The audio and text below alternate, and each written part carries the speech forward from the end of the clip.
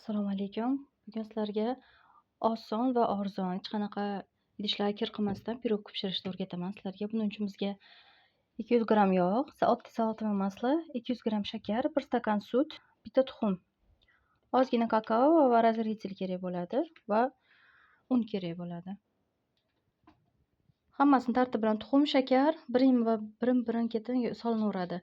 Yog', undan keyin shakar hammasini aralashtirib, kakao bilan unda aralashtirib qo'shamiz keyin. Shakar, sut, tuxum hammasini birdaniga aralashtiramiz. Yaxshilab aralashtirib.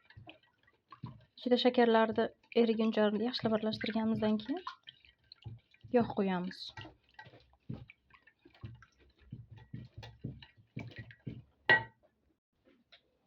Yaxshilab aralashtirganimizdan keyin 200 mg salatoy maslani qo'yamiz. Yaxshilab aralashtiramiz.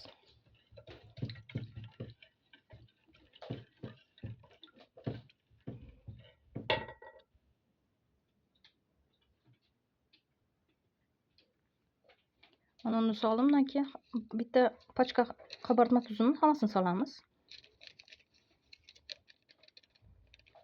Undan keyin kakao solamiz. To'qroq bo'lishini xohlasangiz ko'proq qo'shinglar, bo'lmasam o'zlaring xohishlaringga qarab solishlaring mumkin. Men ochroq qilmoqchiman, chunki ustiga ganaj ham qilaman. Mana un solgandan keyin o'zlaring xohishlaringga qarab un solasizlar. Mana vinchi ko'targanlaringda shunaqa kashasimon bo'lish kerak. Shunda hozir tayyor bo'lgan hisoblanadi. Istaganlar ichiga yong'oq yoki mayiz solishlari mumkin. Men solmadim. Endi buni peshlaring qanaqa bilmayman. 200 darajada 30-40 daqiqada ichiga pishganmi yo'qmi tekshirish uchun zubachkani tiqib ko'rishlaring mumkin. Mana 200 darajaga qo'yib, tepapasini yoqib, o'rtasiga qo'yasizlar. Mana ishib chiqdi. Mana tekshirish uchun oddiy zubachkada quruq chiqdi. Bu pishdi deb.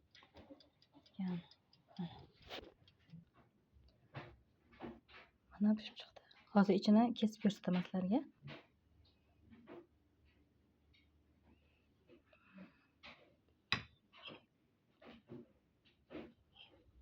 Mana juda ham воздушный bo'lib pishadi ichi. Ichlari ham yumshoq, biskvitga o'xshab bo'ladi.